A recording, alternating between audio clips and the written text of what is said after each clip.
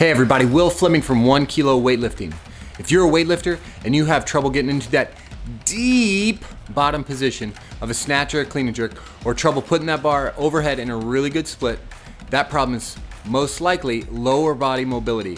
So coming up, I'm gonna show you the best lower body mobility exercises that you need to be doing right now. And that's coming up right after this.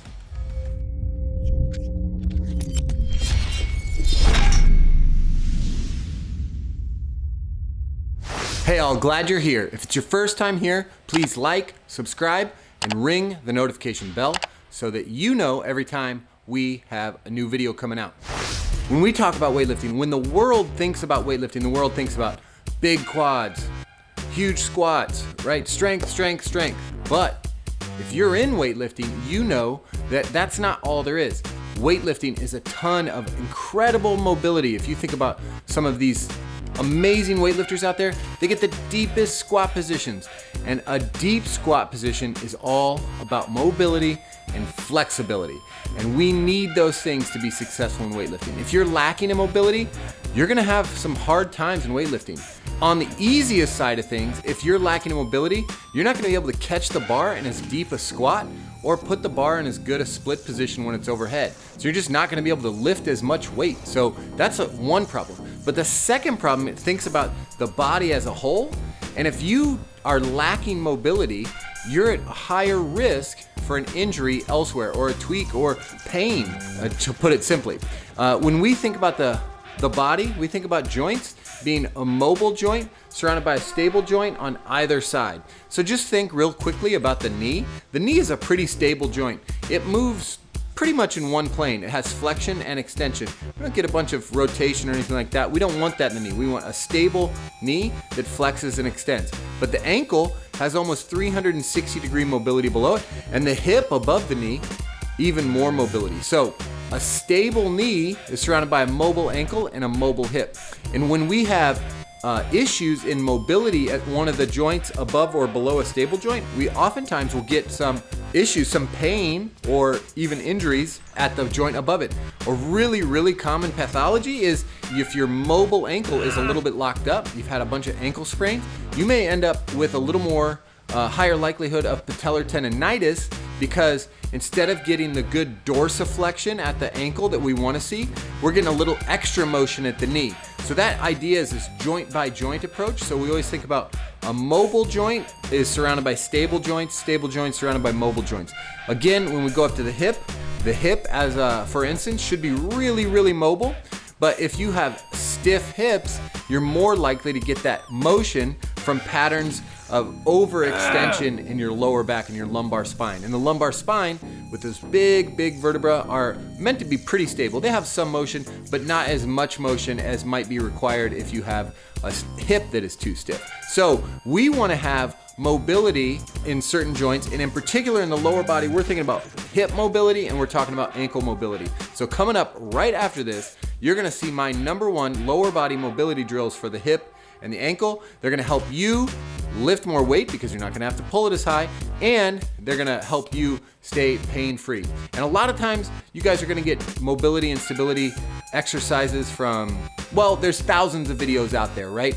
Over and over, the best mobility, the best this, the best whatever. They're not from real weightlifting coaches. So this is coming from me as a weightlifter, as a coach of hundreds and hundreds of athletes. These are practical solutions to your mobility issues. They're coming up right after this. All right, everybody. So when we're talking about mobility, the first place we're gonna start today is we're gonna talk about the hip. And the hip has a bunch of different functions, okay? So as a ball and socket joint, the ball goes into the socket right here, and we gotta be able to rotate freely in the whole area. And what we wanna see is we wanna see an ability to get hip extension, right? So the leg goes straight and back behind you a little bit even. We want to get hip flexion, where we're bringing the knee towards the chest. And then we want to see hip external rotation. So the leg goes out and away from the body, externally rotating, and internal rotation, where we rotate back towards the midline of the body. And certainly we'd also have abduction and adduction. But we tend to not have to worry as much about mobility in those planes in abduction and adduction, particularly for weightlifting.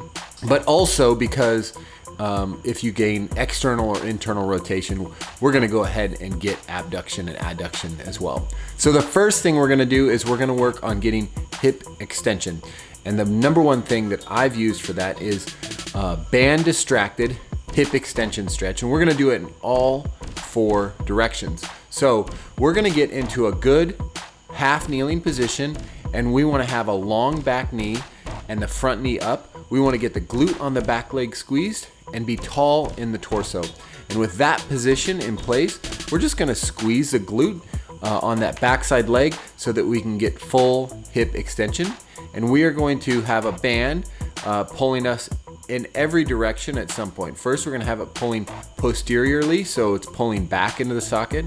And this is a principle you're gonna see me use a couple times. This is called joint centration, where what we're doing is trying to use that big band to pull the joint kind of into place, and it's gonna put the joint in a little more advantageous position.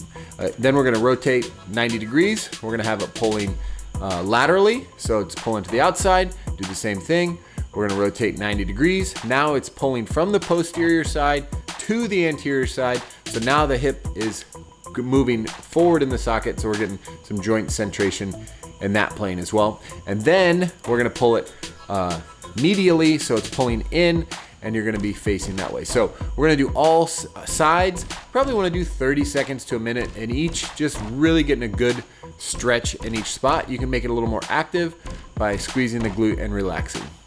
The next hip extension mobility exercise we're gonna do is a rear foot elevated around the world. So we're gonna have our rear foot elevated, not a ton, but on this, these are 2 like 6 to 8 inch boxes.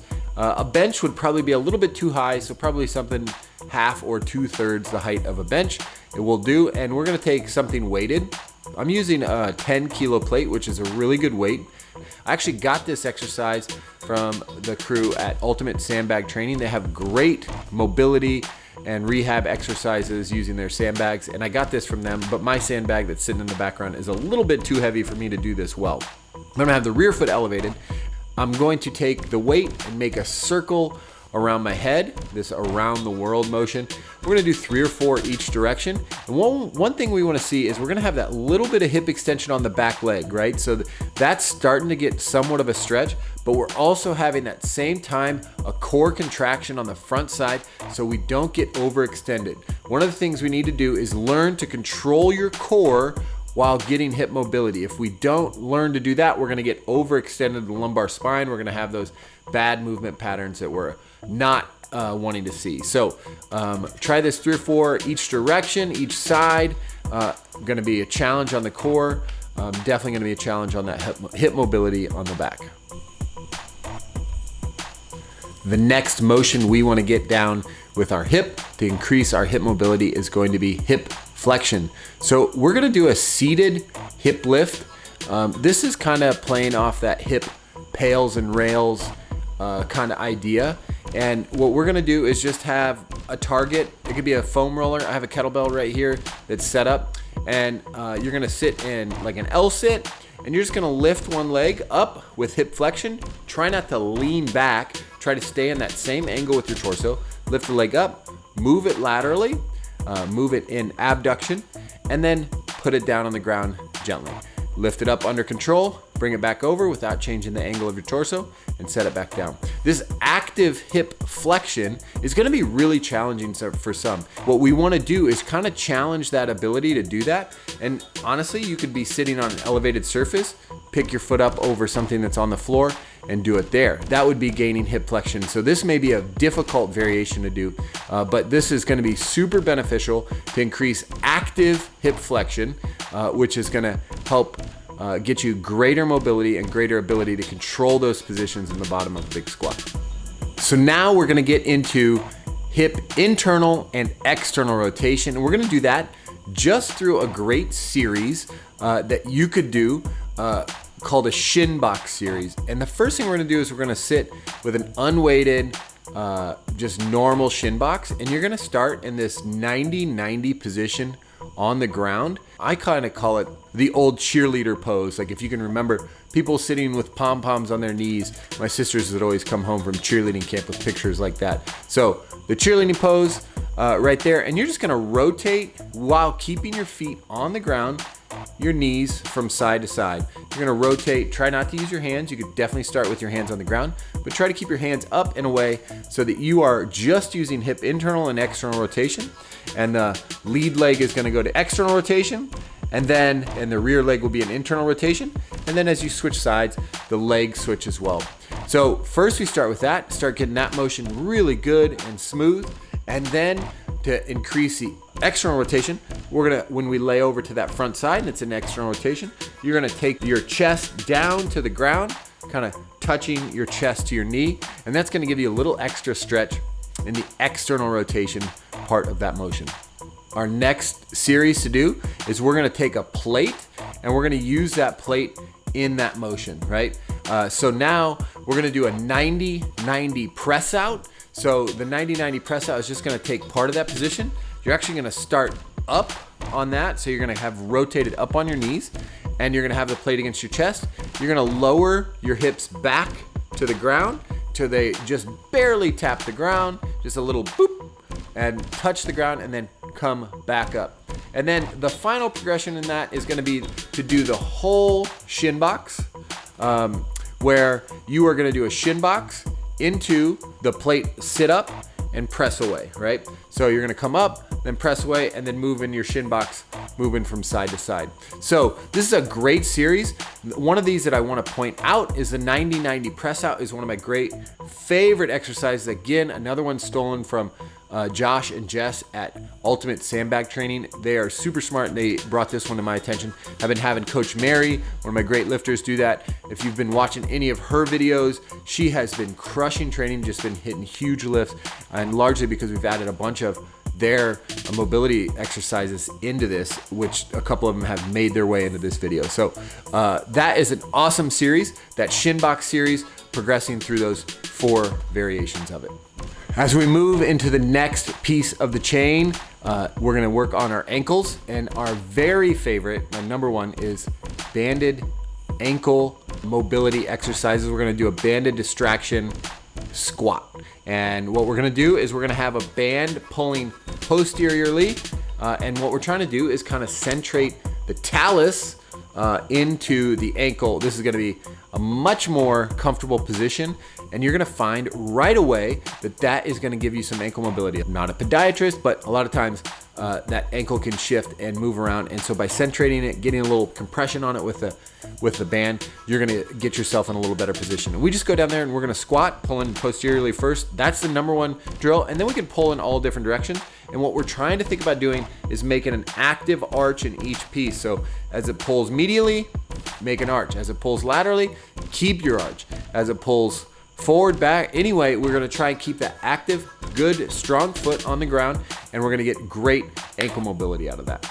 Our second ankle mobility exercise is gonna be bar assisted squatted ankle mobility. That's a mouthful. But what we're trying to do there is we're gonna get down in a natural Olympic lift position. We're gonna be in a front squat kind of position. We're gonna put the bar on our knees, and we're gonna focus on one side, using the weight of the bar to push that knee just a little bit forward while keeping the feet flat. You can do this barefooted. If you're short on time, you can even put your weightlifting shoes on and do it with your weightlifting shoes on. And these are really gonna get some practical mobility on there. This is not something you're gonna see a physical therapist prescribe you. You're gonna see this from a weightlifter, right? Where you're down there, put the bar on your knee, and get some real, true ankle mobility. Hey everybody, thanks for joining me. Those were my favorite hip mobility, ankle mobility drills for weightlifting. Do those.